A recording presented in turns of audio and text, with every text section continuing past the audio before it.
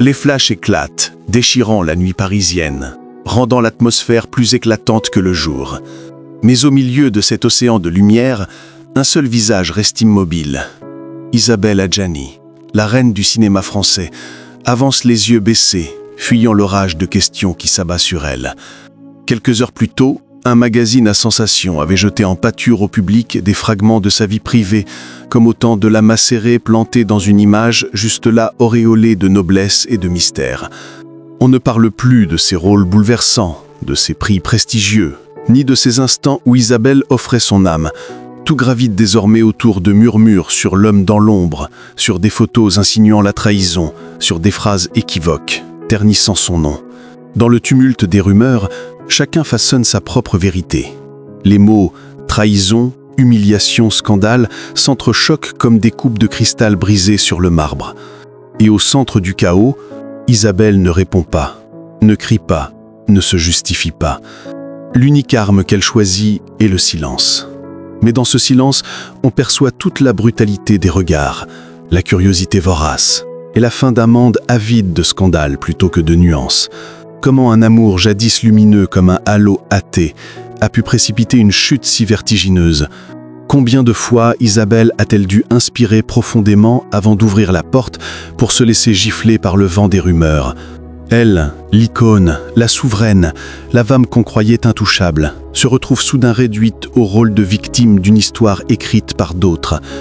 Mais pour comprendre Isabelle, au-delà des gros titres et des clichés, il faut remonter à la source, son enfance, là où s'est forgée à la fois sa force et sa fragilité.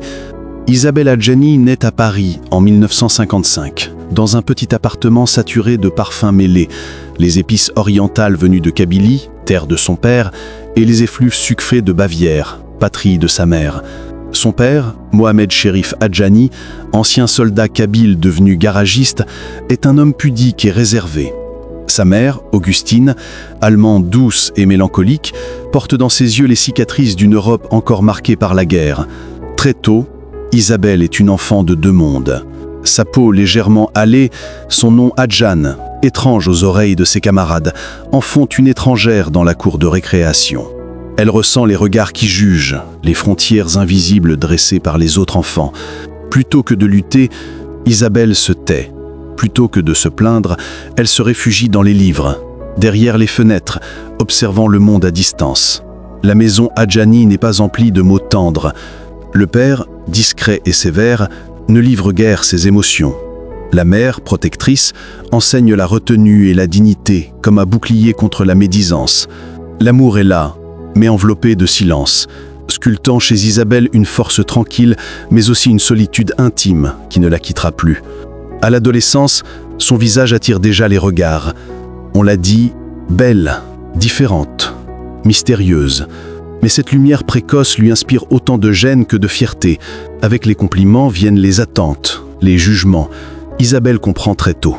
Le regard des autres est à la fois tremplin et prison. Cette enfance lui forge une armure singulière, élégance distante, pudeur obstinée, une sorte de masque qui plus tard l'aidera à incarner les rôles les plus intenses. Mais face à l'amour, aucune armure ne sera la protéger. À 10 ans à peine, Isabelle foule pour la première fois un plateau de cinéma. Sa spontanéité, ses yeux profonds et sa diction impeccable fascinent l'équipe. On dit alors que Isabelle ne joue pas, mais vit ses personnages. Rapidement, elle devient un phénomène. La gifle, 1974, est son premier tremplin. Mais c'est l'été meurtrier, 1983, qui la sacre reine de l'écran. Le public découvre non pas une simple actrice, mais une âme en fusion. Une femme qui meurt et renaît avec chaque rôle. Dans Possession, elle frôle la folie. Dans Camille Claudel, elle incarne la passion et la dévastation d'un génie incompris. Chaque performance est une offrande. Les distinctions pleuvent. 5 Césars, 2 nominations aux Oscars. Les tapis rouges deviennent son territoire. Les couvertures de magazines, ses miroirs. On la surnomme la déesse mystérieuse du cinéma français. Belle, fragile en apparence, mais avec un regard aussi tranchant qu'une lame. Pourtant, la gloire isole. Derrière le sourire des photos, Isabelle garde ses distances. Peu friande de mondanité, elle préfère la discrétion. La presse la décrit comme inaccessible. Ses collègues la trouvent distante. En vérité, Elle se protège d'un monde avide de détails intimes. Mais un jour, un regard prolongé trop longtemps, une complicité soudaine fissure ce rempart. L'amour s'invite, apportant la promesse du feu, mais aussi celle des blessures.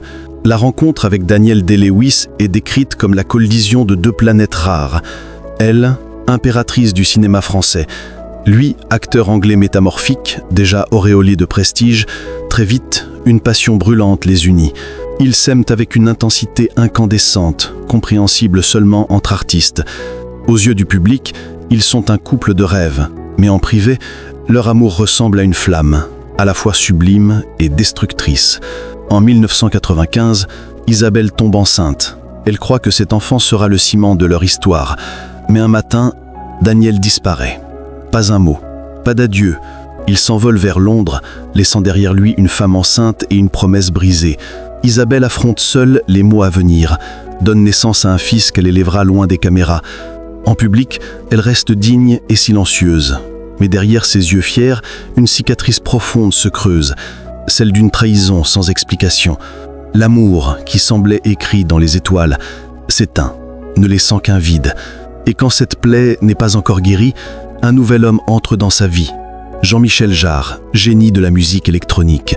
Avec Jean-Michel, Isabelle retrouve l'illusion d'une stabilité, moins flamboyant, plus posé. Ensemble, ils forment un couple admiré mais discret. Isabelle pense avoir enfin trouvé une harmonie.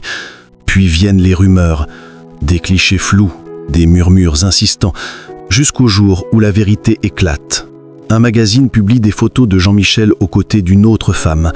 Le choc est immédiat. Les médias se déchaînent, l'opinion s'emballe. Pour les spectateurs, c'est un feuilleton croustillant. Pour Isabelle, c'est un cataclysme. Elle choisit encore une fois le silence. Pas de cris, pas de justification. Mais ce mutisme attise encore plus la curiosité. Certains y voient de la dignité, d'autres de la faiblesse. Isabelle sait pourtant que rien ne changera la douleur de cette nouvelle trahison. Alors, elle sort de son silence pour livrer bataille non plus sur le terrain des rumeurs, mais celui de la justice. Début 2005, Isabelle assigne en justice Voici, le magazine à scandale qui a publié les photos. Le procès devient un événement national. Les avocats du journal plaident la liberté d'informe. Isabelle Adjani invoque la violence d'une exposition forcée. Toute la France suit l'affaire comme un film. Le verdict tombe, Voici est condamné. La presse parle d'une victoire historique pour la protection de la vie privée des artistes. Mais pour Isabelle, cette victoire n'efface rien. Les images circulent encore, la blessure reste béante. Et derrière les rideaux clos, elle sait que son histoire avec Jean-Michel Jarre est finie, sans communiquer, sans mise en scène, juste une absence définitive. Les années suivantes, Isabelle se fait rare. Elle réduit ses apparitions publiques, choisit ses rôles avec parcimonie. Elle vit entourée d'un cercle restreint, loin de la frénésie médiatique. Pourtant, à l'écran, elle continue d'incarner des héroïnes déchirées, nourrissant ses personnages de ses propres cicatrices.